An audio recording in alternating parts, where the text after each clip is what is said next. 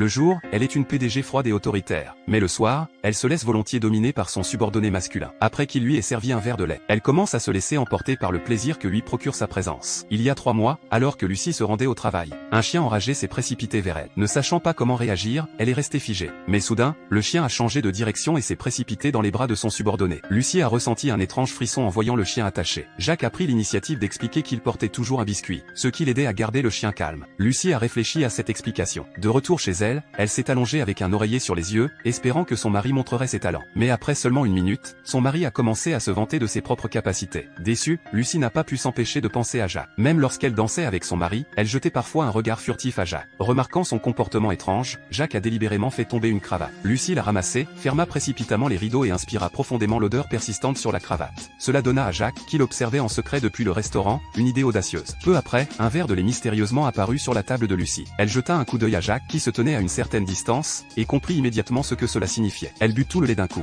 Depuis ce moment, elle commença à recevoir les éloges de Jacques. Les demandes de Jacques devinrent de plus en plus extrêmes. Il brisa même délibérément un verre pour que Lucie le ramasse lentement. En la voyant s'investir pleinement, Jacques sut qu'il était temps de mettre son plan à exécution. Un jour, lorsqu'elle rentra chez elle, Lucie eut la surprise de trouver Jacques là aussi. Il avait révélé tous leurs secrets à son mari et à sa famille.